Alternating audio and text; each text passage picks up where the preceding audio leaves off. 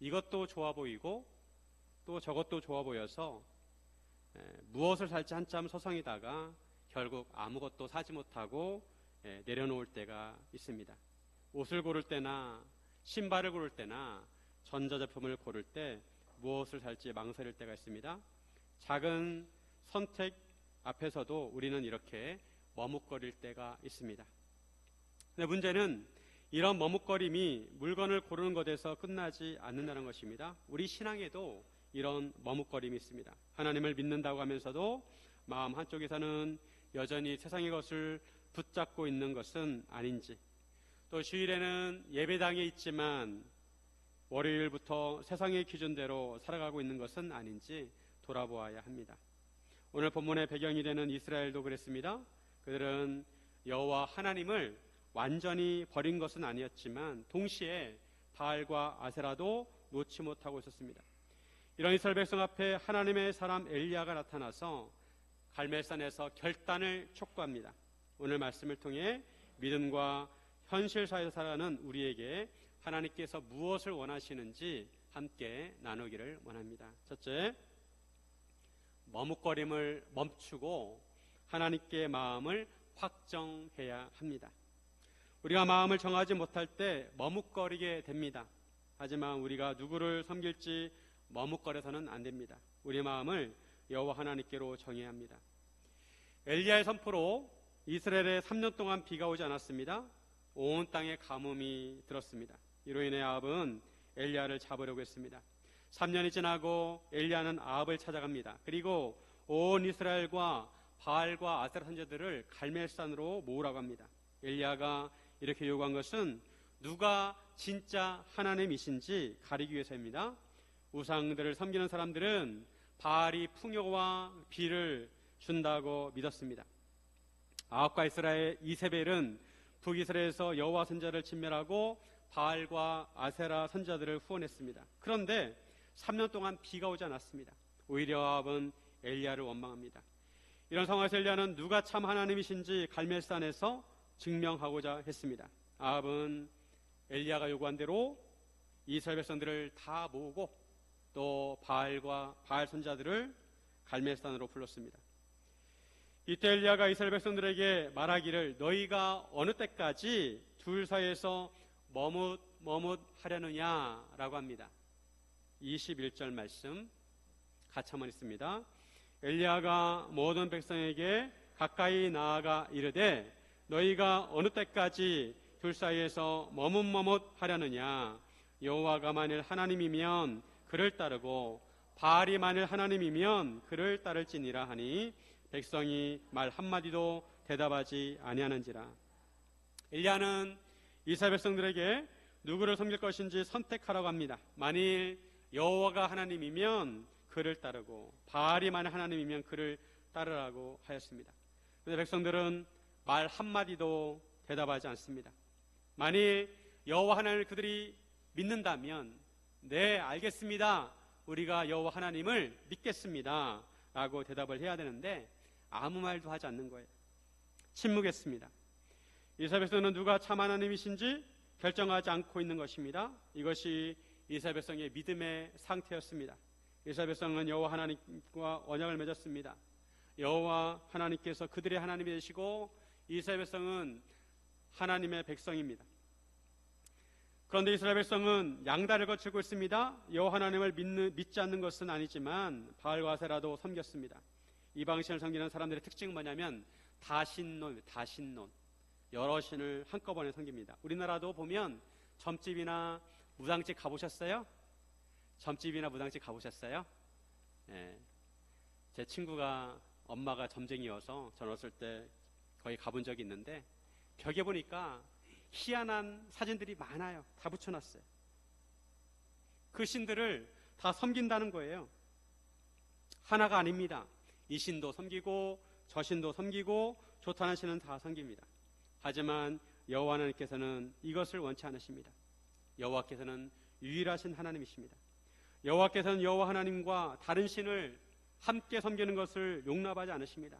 그것은 진리가 아니고 십계명에서도 여호와의 다른 신을 섬기지 말라고 하셨습니다. 하지만 가나안에 정착한 이스라엘 백성들은 가나안 민족들이 섬기던 이방신을 섬겼습니다. 특히 시돈에서 온 이세벨의 영향으로 북이스라엘에서는 바알과 아세라가 국가 공식 종교가 되었습니다. 백성들은 양다리를 걸치고 여호와 하나님과 바알 사이에서 머뭇머뭇거렸습니다. 이런 이스라엘 백성에게 엘리야가 결단을 촉구합니다. 너희가 어느 때까지 둘 사이에 머뭇머뭇하려느냐. 사람들 중에 결정장애를 가진 사람들이 있어요. 한 가지를 결정해야 되는데 무엇을 결정해야 하는지 갈등하면서 결정을 하지 못합니다. 중국집에 가면 메뉴를 정해야 됩니다. 짜장면 먹을래? 짬뽕 먹을래? 그런 메뉴를 속 시원하게 말하면 좋은데 오히려 대묻습니다. 너는 뭐 먹을래? 하도 결정하지 못하니까 중국집에 짬짜면이 있는 집이 있어요. 짬짜면. 짬뽕 절반, 짜장면 절반. 우리도 때로 이런 결정장애를 겪을 때가 있습니다. 옷을 고를 때나 메뉴를 고를 때 무엇을 선택할지, 무엇으로 해야 할지 잘 결정하지 못할 때가 있습니다. 하지만 우리가 하나님을 섬기는 것은 다른 문제입니다. 하나님을 섬길 때는 망설여서는 안 됩니다. 누구를 나의 하나님으로 섬길 것인가? 우리가 하나님을 섬길 때 이스라엘 백성들처럼 머뭇머뭇거려서는 안 됩니다. 오늘 머뭇거리다 이 단어를 보면 그 뜻이 뭐냐면 절름거리다, 절뚝거리다 이런 뜻을 가지고 있어요. 둘 사이에 결정하지 못하고 이러지도 못하고 저러지도 못하는 상태를 말하는 것입니다. 다리를 절뚝거리는 것입니다. 걸음을 걷는데 절름발이로 걷는 것입니다. 똑바로 걸어가야 하는데 똑바로 걷지 못하고 이리 갔다 저리 갔다 절뚝거리며 걷는 것입니다. 이스라엘 백성들은 왜 머뭇머뭇하였을까요? 그들에게 여호와 하나님에 대한 확신이 없었던 것입니다. 그들도 한편으로 바알이 비와 풍요를 주관한다고 생각했습니다. 그래서 그들은 여호와 하나님을 섬기겠다고 결단하지 못했습니다. 이스라엘 백성들은 신앙적으로 다리를 절고 있었습니다. 그들은 하나님을 믿지만 바알을 포기하고 싶지 않았습니다. 이스라엘 백성은 하나님을 부인하는 것은 아니지만 하나님만으로 충분하지 않다고 생각했습니다. 그들은 왜 머뭇거렸을까요? 결정을 미룬 것입니다. 상황을 가만히 지켜보다가 이기는 편이 내 편이란 것입니다. 상황을 지켜보고 결정하겠다는 것입니다. 머뭇거림은 단순히 결정을 늦추는 것이 아닙니다. 하나님께는 순종하지 못하고 세상에서도 참된 평안을 얻지 못하는 영적인 절뚝거림입니다. 두 길을 모두 가려고 하지만 결국 어느 길도 제대로 걷지 못하는 상태를 말합니다. 우리도 둘 사이에서 머뭇거릴 때가 있습니다. 믿음과 현실 사이에서 머뭇거립니다. 하나님을 잘 믿어야 되겠는데 또 한편으로 현실에서도 돈도 많이 벌고 싶습니다. 하나님을 믿지만 세상의 성공도 절대 놓치고 싶지 않습니다. 신앙을 중요하게 여기지만 현실의 가치관을 더 우선시합니다. 진리를 알지만 손해보기 싫어 결단을 미룹니다. 그래서 확신보다 분위기를 따르고 진리보다 다수를 따르고 믿음보다 결과를 보고 결정합니다. 오늘 우리의 바알은 나무나 돌로 만든 것이 아닙니다. 돈이 나를 안전하게 해줄 거라는 믿음, 성공이 나의 가치를 결정해 준다는 생각, 사람들의 인정이 행복을 가져다 줄 것이라는 기대가 오늘의 바알입니다. 하나님께서는 우리에게 양다리 신앙을 원치 않으십니다. 하나님께서는 우리의 마음이 나뉘어지는 것을 기뻐하지 않으십니다. 하나님은 우리의 마음 전부를 원하십니다. 우리가 하나님을 확신하기를 원하십니다. 전적으로 믿고 따르기를 원하십니다. 하나님은 우리의 첫 번째 자리를 원하십니다. 그러면 우리는 스스로 물어보아야 합니다. 내가 가장 의지하는 것은 무엇인가? 내가 어려움을 만날 때 가장 먼저 찾는 것은 무엇인가? 내가 삶을 움직이는 것은 하나님의 말씀인가 아니면 세상의 기준인가? 오늘 하나님께서는 우리의 마음을 원하십니다. 머뭇거림을 끝내고 하나님께 마음을 확정하기를 원하십니다. 하나님을 향해 마음을 열기를 원하십니다. 시편 기자처럼 우리도 고백해야 합니다. 시편 57편의 7편 7절 말씀 같이 한번 읽습니다. 하나님이여 내 마음이 확정되었고 내 마음이 확정되었사오니 내가 노래하고 내가 찬송하리이다. 환경이 좋아서가 아니라 문제가 다 해결되어서가 아니라 하나님이 나의 하나님이심을 믿기에 마음으로 확정하는 것입니다. 하나님은 나의 하나님이십니다. 나의 구원자이십니다. 내 인생을 결정하시는 분이십니다. 라고 믿고 마음에 확정하는 것입니다. 나는 하나님만 믿겠습니다. 현실에서 원수가 방해하고 억울한 일을 당해도 마음으로 여호와께서 나의 하나님이라 확정하는 것입니다. 여호와 하나님을 섬기기로 결단하는 것입니다. 새벽을 깨워 기도하고 힘들어도 하나님을 찬송하는 것입니다. 하나님을 확신한 사람은 하나님께 모든 것을 다 맡길 수 있습니다. 주님 아시지요? 하면서 주님 앞에 무릎 꿇고 기도하게 됩니다. 사랑하는 여러분, 여호와 하나님만을 섬기기로 확정하시기를 주님의 이름으로 축원드립니다. 둘째, 먼저 제단을 회복해야 합니다. 우리가 오직 여호와를 나의 하나님으로 섬기기 위해서는 제단을 먼저 회복해야 합니다. 침묵하는 이스라엘 백성들에게 엘리야가 말합니다. 여호와의 선지자는 나만 홀로 남았으나 바알의 선지자는 450명이로다. 1대 450으로 싸워야 합니다. 숫자로 보면 이길 확률이 희박합니다. 하지만 하나님께서는 숫자로 싸우지 않으십니다. 숫자가 많다고 이기는 것이 아닙니다. 엘리야가 송아지 2마리를 가져오게 해서 먼저 바알 선지자들에게 송아지 1마리를 잡으라고 합니다. 그 송아지를 각을 떠서 나무 위에 놓고 불을 붙이지 말라고 합니다. 그리고 자기도 송아지 1마리를 잡아 나무에 놓고 불은 붙이지 않았습니다. 엘리야는 바알 선지자들에게 그들의 신의 이름을 부르라고 합니다. 자기는 여호와 이름을 부르겠다는 것입니다. 이제 불로 응답하는 신, 그가 하나님이란 것입니다. 이런 엘리야의 말에 백성들이 동의합니다. 그 말이 옳다는 것입니다. 진짜 하나님은 불을 내려서 재물을 사르는 하나님이 진짜 하나님이란 것입니다. 엘리야는 바알의 선지자들에게 그들의 수가 많으니 먼저 송아지 1마리를 택해서 잡고 그들의 신의 이름을 부르면서 기도하라고 했습니다. 바알 선지자는 송아지를 가져다가 잡고 아침부터 낮까지 바알의 이름을 불렀습니다. 바알이여 우리에게 응답하소서. 하지만 아무 소리도 들리지 않고 아무 일도 일어나지 않습니다. 그러자 그들이 쌓은 제단 주위를 뛰놀면서 기도했습니다. 여기서 뛰놀다는 의미는 머뭇거리다라는 말과 어근이 같습니다. 뛰놀다, 머뭇거리다, 어근이 같아요. 하나님에 대한 확신이 없이 머뭇거리는 것은 실체가 없는 우상 앞에서 뛰노는 것과 같다는 것입니다. 무언가 더 유리한 것을 선택하고 얻고 싶어 하지만 그러한 바람은 허상에 불과합니다. 정오가 되었습니다. 그런데도 아무런 변화가 없자 엘리야가 그들을 조롱합니다. 큰 소리로 부르라. 그는 신인즉 묵상하고 있는지, 혹은 그가 잠깐 나갔는지, 혹은 그가 길을 행했는지, 혹은 그가 잠이 들어서 깨워야 할 것인지 해야 한다는 것입니다.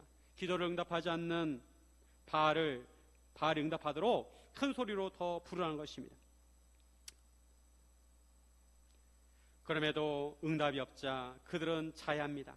피가 흐르기까지 칼과 창으로 자기 몸을 그으면서 기도를 합니다. 바알을 자극해서 기도응답을 받으려는 것입니다. 이방 종교는 이런 식으로 합니다. 이처럼 자기를 자해하면서까지 응답을 받으려는 것은 바알을 비틀어 가지고 응답을 받으려는 것입니다. 이것이 하나님께 기도하는 것과 차이점입니다. 이방신은 우상에게 잘 보이거나 우상을 비틀어 가지고 응답을 받으려고 하지만 하나님께서는 하나님의 뜻대로 응답하십니다. 이렇게 정오가 지났고 그들이 미친 듯이 떠들어 저녁 소재를 드릴 때가 되었습니다. 오후 3시가 되었습니다. 하지만 여전히 아무 소리도 없고 응답하는 자나 돌아보는 자가 아무도 없었습니다. 이것은 당연합니다. 왜냐하면 바알은 가짜 신이고 사람이 만든 신이기 때문입니다. 이제 엘리야 차례가 되었습니다. 엘리야는 모든 백성에게 자기에게 가까이 오라고 합니다. 그리고 여호와의 제단을 수축합니다. 30절에 보면 엘리야가 모든 백성을 향하여 이르되 내게로 가까이 오라. 백성이 다 그에게 가까이 가매 그가 무너진 여호와의 제단을 수축하되. 엘리야는 얼마나 외로웠을까요? 백성들이 좀 같이 와가지고 같이 제단을 쌓으면 좋겠는데 엘리야 혼자 사람들 앞에서 제단을 쌓고 있습니다. 갈멜산에서 하나님을 섬기던 제단이 있었습니다. 그런데 이세벨이 오고 나서 바알과 아세라를 섬기는 바람에 그 제단이 무너진 것입니다. 엘리야는 백성들이 보는 중에 무너진 여호와의 제단을 수축했습니다. 수축하다는 단어는 치유하다는 뜻입니다. 치유하다. 이스라엘 백성은 영적으로 병든 상태였습니다. 그들은 영적으로 치유받아야 했습니다. 우리의 영혼이 상하고 우리의 마음이 아플 때가 있습니다. 그럴 때 우리는 하나님께서 우리 영혼과 마음을 치유해 주셔야 합니다. 엘리야는 12개의 돌을 취해서 제단을 쌓았습니다. 왜냐하면 이스라엘은 12지파로 이루어졌기 때문입니다. 31절에 보면 야곱의 아들들의 지파의 수요를 따라 엘리야가 돌 12개를 취하니 이 야곱은 옛적에 여호와의 말씀이 임하여 이르시기를 내 아들 이름을 이스라엘이라 하리라 하신 자더라. 지금 이스라엘 백성들은 우상을 섬김으로 그들의 정체성을 잃어버렸습니다. 즉 엘리야가 제단을 다시 쌓은 것은 그들의 정체성을 회복하라는 것입니다. 너희는 하나님의 백성이라는 것입니다. 그들은 여호와 하나님께서 갈대아 우르에서 불러온 아브라함의 후손이라는 것입니다. 그들을 하나님께서 출애굽시키셨습니다. 시내산에서 언약을 서로 맺었습니다. 시내산 모세는 12기둥을 세웠고 여호수아가 요단강을 건너갈 때도 가당의 강바닥에 12개의 돌을 쌓았고 또 그 돌을 가져다가 길갈에도 세웠습니다. 이것은 이스라엘 정체성을 드러내는 것입니다. 이스라엘 백성은 12지파로 되어 있습니다.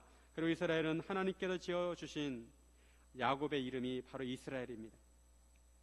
여호와 하나님을 떠나서는 이스라엘 생각할 수가 없습니다. 여호와 하나님은 그들의 시작이고 이스라엘의 시작이고 구원이고 기업입니다. 그런데 이스라엘 백성이 여호와 하나님을 버리고 이방신을 섬기고 있습니다. 여호와 하나님의 말씀을 무시하고 경외하지 않았습니다. 그런 상태에서 이스라엘 백성이 가장 먼저 해야 할 일은 무너진 제단을 다시 쌓는 것입니다. 그들의 마음을 청하고 오직 여호와 하나님만을 섬기는 것입니다. 이스라엘 백성이 하나님께 기도응답을 받기 전에 먼저 관계를 회복해야 했습니다. 엘리야는 불을 내려달라고 기도하기 전에 먼저 무너진 제단을 쌓았습니다. 관계를 다시 회복해야 한다는 것입니다. 하나님과의 무너진 관계가 가장 큰 문제입니다. 그 다음에 기도 응답을 구한 것입니다. 우리도 마찬가지입니다. 우리는 하나님의 응답을 원합니다. 문제가 해결되기를 원합니다. 사업이 잘 되기를 원하고 우리의 자녀들이 잘 되기를 원합니다. 건강이 회복되기를 원합니다. 하지만 하나님께서 먼저 우리에게 말씀하십니다. 먼저 무너진 제단을 쌓으러 가십니다. 무너진 제단을 회복하라. 우리가 하나님께 기도응답을 구하기 전에 먼저 하나님과의 관계를 잘 맺으라는 것입니다. 하나님께 예배를 회복하고 그 다음에 기도를 드리라는 것입니다. 기도는 단지 내가 원하는 것을 얻으려는 것이 아닙니다. 기도는 하나님을 나의 주인으로 인정하는 것이고 하나님과 교제하는 것입니다. 하나님의 성도의 기도와 이방인 신을 섬기는 사람들의 기도의 차이점은 하나님 중심이냐 아니면 나의 중심이냐 이 차이입니다. 이방신을 섬기는 사람들의 기도는 자기 중심입니다. 기도를 통해서 자기가 얻고 싶은 것을 얻으면 그만입니다. 하지만 여호와 하나님을 섬기는 성도의 기도는 하나님 중심이어야 합니다. 하나님 뜻대로 구해야 합니다. 내가 주인공이 아닙니다. 하나님께서 주인공이십니다. 나의 뜻이 아니라 하나님의 뜻을 이루기 위해서 기도하는 것입니다. 무너진 제단은 어느 날 갑자기 무너지지 않습니다. 조금씩 기도가 줄어들고 조금씩 말씀이 멀어지고 예배를 소홀히 하게 되고 주일 예배를 멀리 하다가 어느새 우리의 제단이 허물어지는 것입니다. 그래서 오늘 하나님께서는 우리에게 말씀하십니다. 응답을 구하기 전에 먼저 제단을 회복하라. 기도의 제단을 쌓고 말씀의 제단을 다시 쌓고 예배의 제단을 다시 세워야 합니다. 우리가 제단을 다시 쌓을 수 있는 것은 하나님께서 먼저 우리를 찾아오셨기 때문입니다. 하나님께서는 우리를 사랑하시고 우리를 세상에서 부르셨습니다. 우리는 말씀을 통해 우리가 누구인지 우리의 정체성을 다시 회복해야 합니다. 우리는 하나님의 자녀입니다. 하나님의 사랑받는 자녀입니다. 사랑하는 여러분, 응답을 구하기 전에 먼저 하나님과의 관계를 회복하시기를 주님의 이름으로 축원드립니다. 셋째, 세상 속에서 신앙 고백을 해야 합니다. 고백이란 내 마음을 정하고 입으로 표현하는 것입니다. 하나님께서는 우리가 하나님을 부인하는 세상 속에서 하나님을 시인하기 원하십니다. 하나님에 대한 신앙 고백을 원하십니다.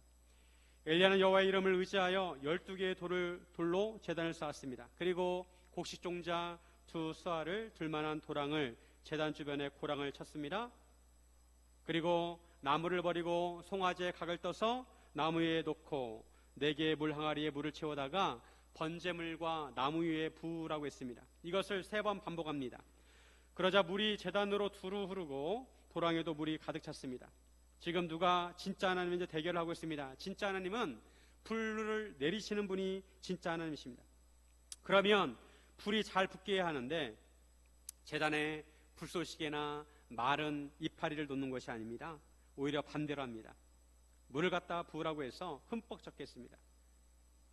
엘리야는 그렇게 하고 하나님께 기도합니다. 36절에 같이 한번 있어요. 36절 저녁 소재 드릴 때 이르러 선지자 엘리야가 나아가서 말하되 아브라함과 이삭과 이스라엘 하나님 여호와여 주께서 이스라엘 중에서 하나님이신 것과 내가 주의 종인 것과 내가 주의 말씀대로 이 모든 일을 행하는 것을 오늘 알게 하옵소서. 엘리야는 하나님을 부를 때 뭐라고 불렀습니까? 아브라함과 이삭과 이스라엘 하나님이라고 부릅니다. 이것은 그들의 정체성을 나타내는 것이고 하나님이 살아계신 하나님을 의미한다는 것이고 언약의 하나님이란 뜻입니다.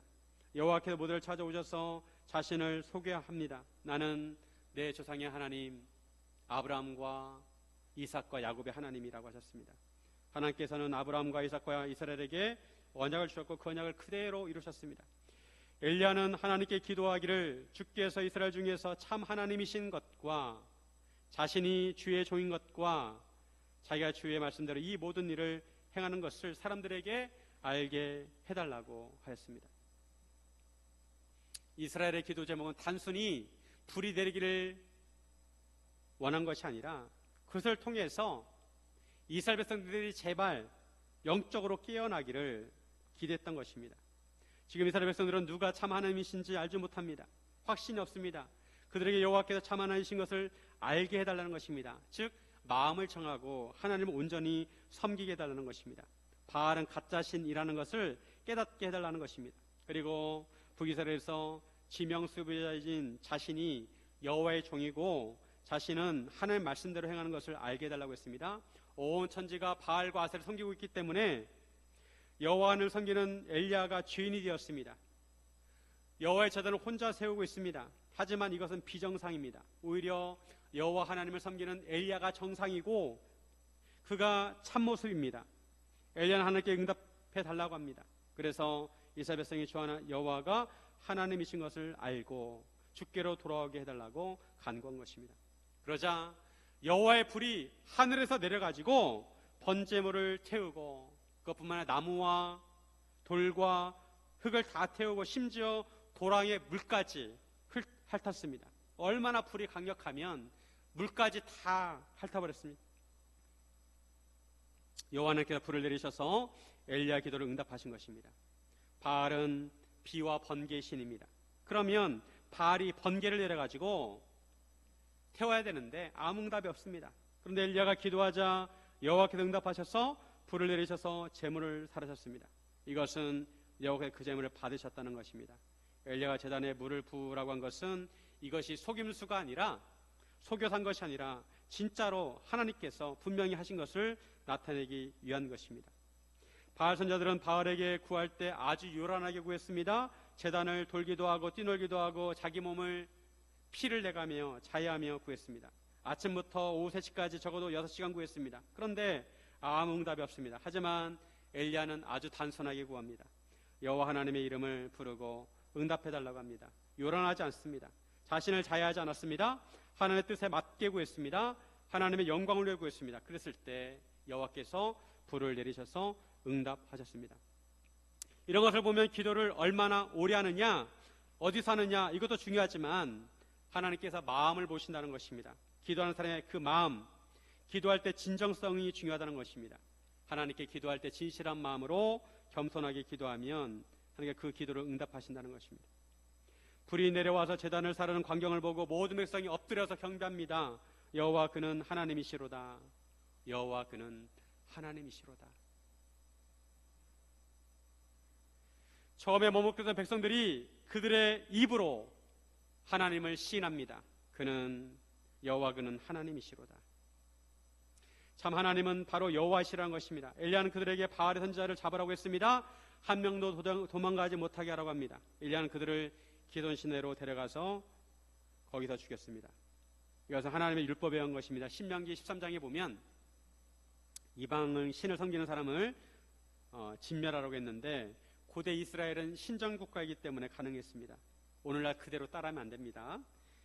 이스라엘 백성들이 그들의 입으로 여호와가 하나님이라는 것을 고백했습니다. 이것이 하나님께서 바라시는 것입니다. 오늘날도 마찬가지입니다. 우리도 세상 속에서 신앙 고백을 해야 합니다. 베드로가 고백했던 것처럼 주는 그리스도시요 살아계신 하나님의 아들이십니다. 우리 같이 한번 고백해 볼까요? 주는 그리스도시요 살아계신 하나님의 아들이십니다.